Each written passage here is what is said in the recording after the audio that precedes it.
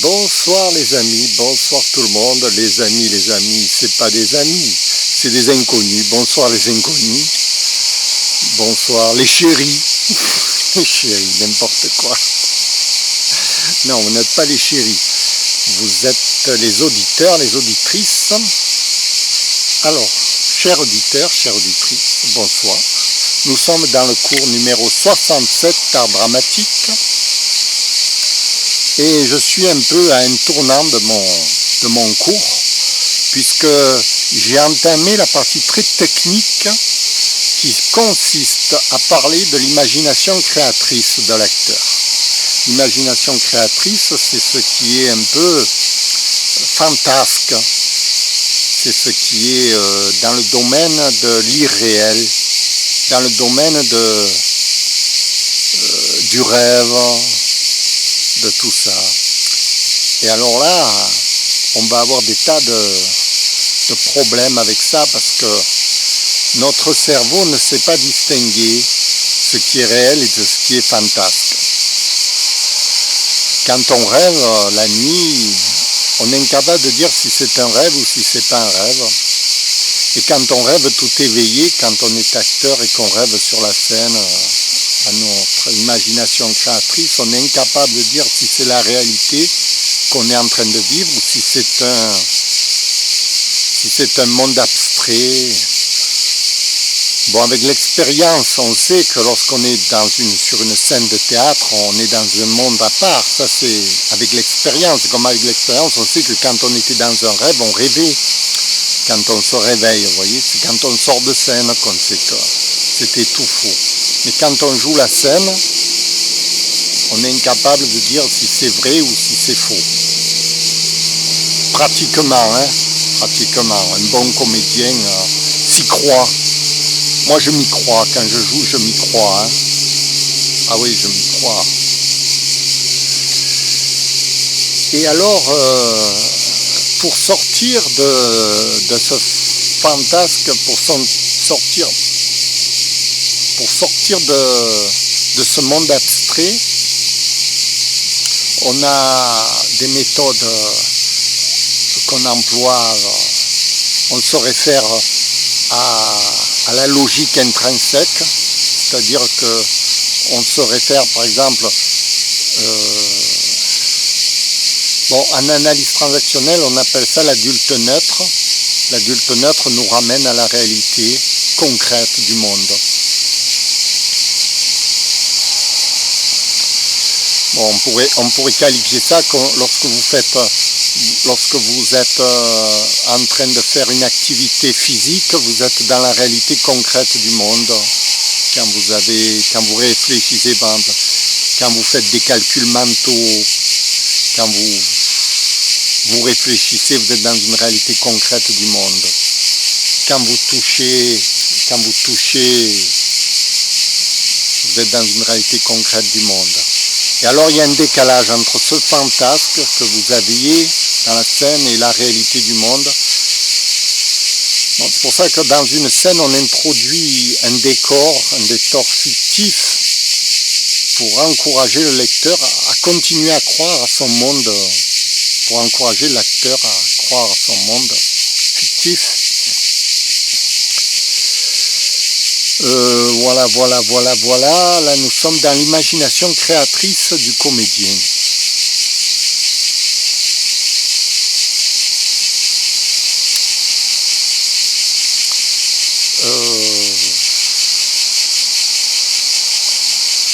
Le comédien doit apprendre à différencier son monde créatif et le monde réel des choses. Il doit apprendre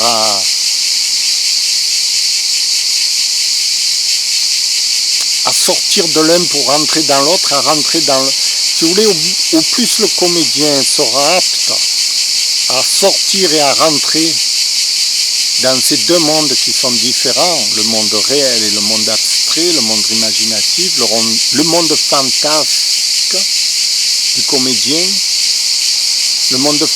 du comédien, au plus l'acteur sera capable d'en rentrer, d'en sortir, au plus il pourra exploiter ce monde fantasme, de mieux en mieux, parce qu'ensuite il pourra revenir à la réalité pour se calmer un peu, pour ne pas dégénérer totalement.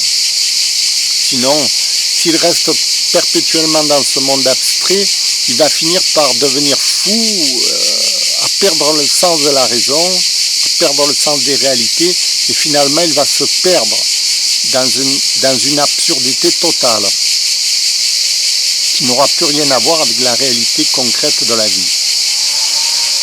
Or, un bon artiste doit être capable justement de pouvoir revenir à la réalité pour pouvoir avoir un rapport normal avec les gens. Ce que j'essaye de faire devant la caméra avec vous. J'essaye d'avoir un rapport normal avec vous, tout en essayant de vous expliquer le monde abstrait que peut déchaîner dans notre esprit. Évidemment, lorsque mon esprit saute d'une barrière à l'autre, lui, dans l'esprit, il n'y a pas une limite. Il n'y a pas une ligne jaune en train de dire là tu es là, là tu es là. Pour lui, c'est continu. C'est-à-dire que le monde réel est continuel avec le monde abstrait. Quand par exemple l'acteur, par exemple là quand je vous parle, je passe d'un monde à l'autre, du monde abstrait au monde réel. Je peux d'un coup me retrouver dans le monde abstrait et commencer à délirer. Je délire, alors je peux délirer, mais pas que comme ça. Dans tous les domaines de l'imagination créatrice, on peut délirer. Tout à l'heure, je délirais parce que je pensais à des amours perdus, à des amours imaginaires. Je me disais, tiens, j'aimerais bien retrouver telles atmosphères, vous voyez, telle personne, tel souvenir qu'on a dans la tête. Et puis, on voyage comme ça avec tous ces souvenirs. On est dans le monde du fantasme. Alors, ce monde fantasque,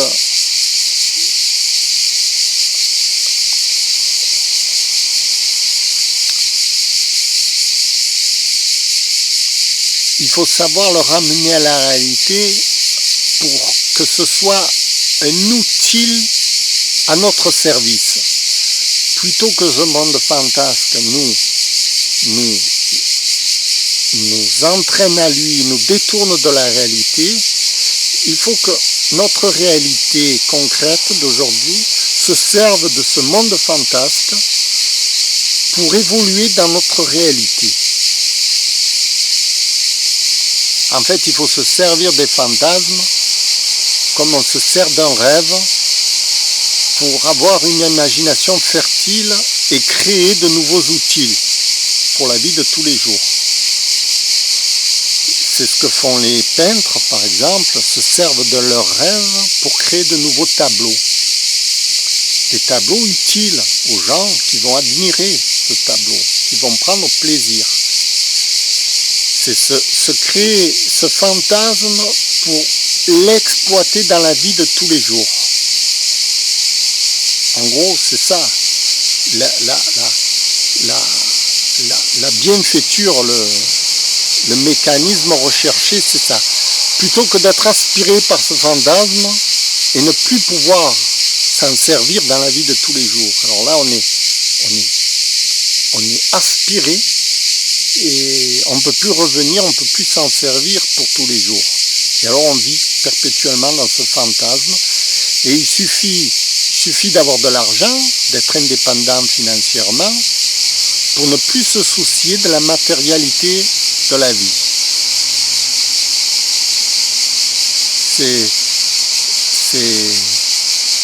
C'est malheureux, ça arrive souvent aux artistes qui gagnent d'un coup de l'argent, ne vont plus revenir sur Terre, vont vivre perpétuellement dans un monde idéaliste, de leur monde à eux. Et ce monde à eux va les aspirer sans qu'ils puissent jamais revenir sur Terre et s'en servir pour, en fait, pour améliorer le monde. Il faut se servir des fantasmes pour améliorer notre monde. C'est comme une idée, vous voyez, c'est comme les idées géniales qui vous arrivent, comme ça, clac, vous avez une idée, hop, et vous l'exploitez dans la réalité. Voilà, le fantasme, ça joue le rôle d'une idée que vous allez exploiter dans la réalité pour améliorer la réalité. C'est ce que je vous disais. Alors, quand par exemple vous jouez le rôle d'Ivan Ivanovitch, vous entrez dans un fantasme, et ce fantasme, il faut que je m'en serve pour améliorer ma réalité. Comment je m'en sers pour améliorer la réalité? Justement, il faut que je découvre dans ce fantasme ce qui pourrait justement être utile à la vie de tous les jours et le livrer au public. C'est ce que les grands chansonniers du siècle ont fait. Je vous parlais de Maurice Chevalier quand il chante « Ma pomme, c'est moi !» Tara. Alors, vous voyez, au départ, ça part d'un fantasme. Le gars, il est malheureux, il est au bas de l'échelle, c'est le dernier des derniers, il est malheureux, et de ça, il va se dire, putain, je vais en transformer une joie de vivre. Ma pomme, c'est moi. Voilà. C'est presque retourner la situation pour se servir d'un fantasme et améliorer sa propre réalité. Et alors Ivan Ivanovitch, c'est pareil. C'est au lieu de dire, c'est-à-dire qu'il est arrivé au bas de l'échelle, c'est-à-dire il est humilié totalement dans la vie, dans son fantasme, dans sa vie, il est humilié par sa femme, par tout le monde, il n'a pas d'argent, il n'a plus un sou, au bout de 33 ans, il est épuisé, il est vieux, il est devenu inutile. Et qu'est-ce qu'il va faire? Il va commencer à en rire. Il va faire comme Maurice Chevalier, il va dire « Ma pomme, c'est moi !» Mais lui, il va jouer de l'harmonica, il va faire...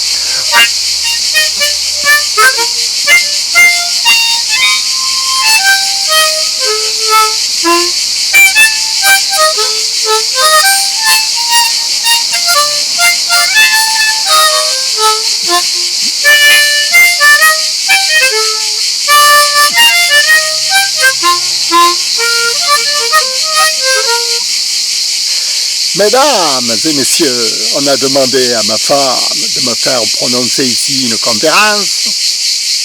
On veut une conférence. Eh bien, va pour une conférence. Pour ma part, cela m'est parfaitement égal.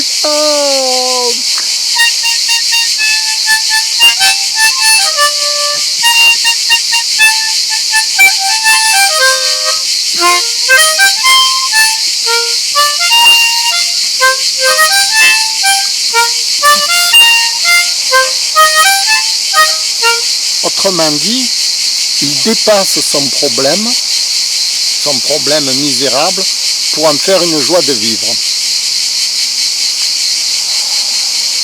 Pour que dans sa vie réelle, lorsqu'il va être confronté à des gens qui vont l'exploiter, par exemple moi, ou vous, quand vous découvrez des gens qui vont vous exploiter, qui vont être méchants avec vous, au lieu d'en souffrir, vous allez en rire.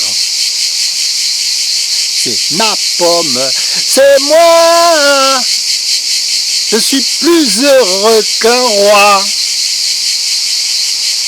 Vous voyez, c'est qu'il rit de la misère dans laquelle on le jetait. Le monde l'a jeté dans cette misère. Et lui, d'un coup de pirouette, il en fait un bonheur. D'un coup de pirouette. Il va falloir qu'il travaille sur lui-même, sur son mental, qu'il transforme son mental pour arriver à insuffler de la joie dans sa vie. Après, vous voyez des gens heureux, vous vous dites, ils ont de la chance, ils sont heureux. Non, ils n'ont pas de chance. C'est eux qui ont transformé leur vie en bonheur. Il faut sortir de l'illusion qu'il y a des gens heureux, des gens malheureux. C'est pas ça du tout. C'est des gens qui savent vivre et d'autres gens qui ne savent pas vivre. Les malheureux ne sont pas les plus pauvres.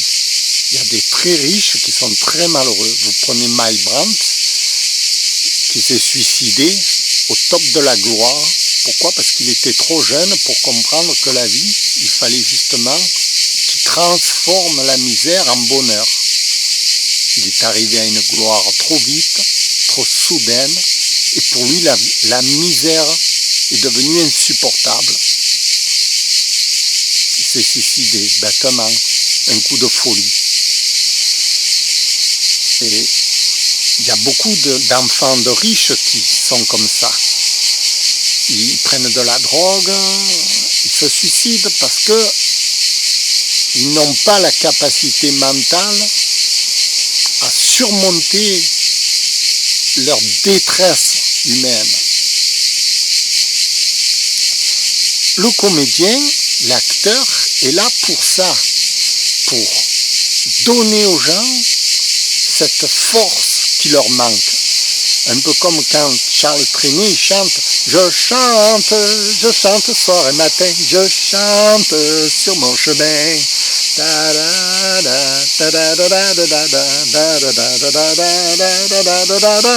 Je chante. Alors, c'est un pour donner une leçon un peu aux jeunes qui nous regardent, c'est un type, c'est un clochard qui n'a pas d'argent, qui n'a aucune aide, qui est seul dans la vie et qui va faire l'aumône pour avoir un bol de riz. Et lui, il chante. Et il vous donne envie de chanter. Chantez votre vie. Tout le monde a chanté du Charles Trenet.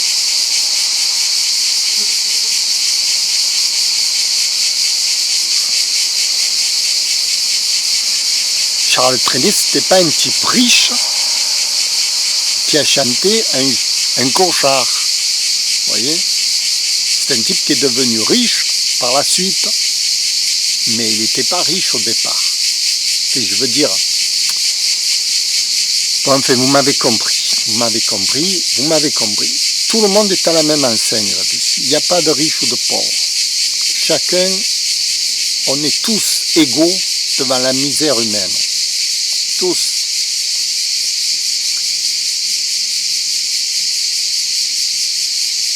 Il y en a qui trichent, il y en a qui volent, il y en a qui essayent de se débrouiller comme ils veulent. Et l'artiste est là pour donner une solution universelle à tout le monde, sans aucune distinction.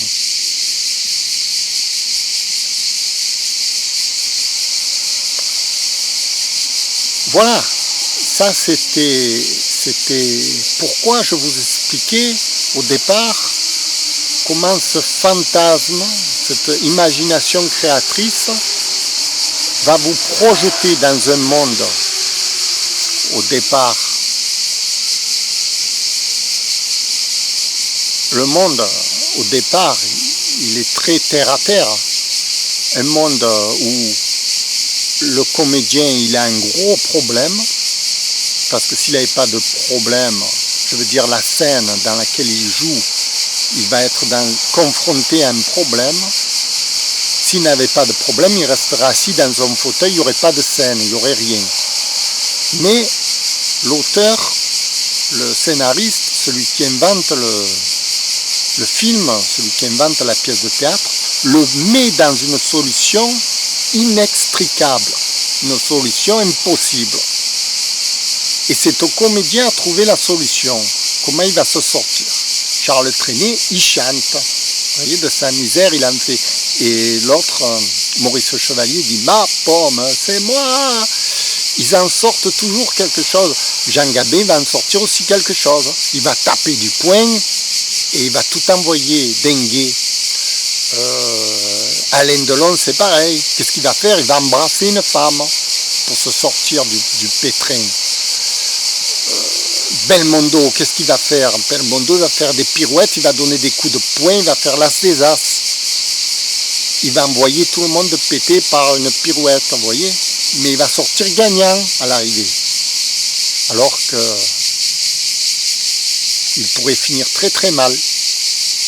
Ça pourrait finir très très mal. Leur histoire, au départ, sont des histoires dramatiques. C'est l'histoire d'Ivan Ivanovic qui est martyrisé par sa femme depuis 33 ans et qui va commencer à jouer de la musique.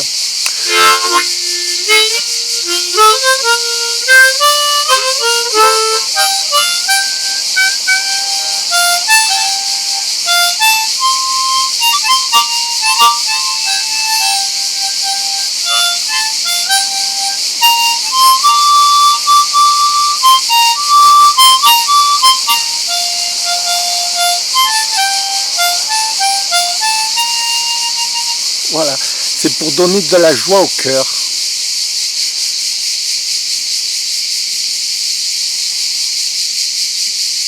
Voilà, le comédien il est là pour ça, pour donner de la joie au cœur aux gens et expliquer que la vie c'est ça, c'est ce qu'on en fait. Je vous remercie de m'avoir écouté, c'était le cours 67 d'art dramatique. On avance, qu'est-ce que vous voulez que je vous dise? On avance. On va devenir des artistes, hein? Allez, bye bye.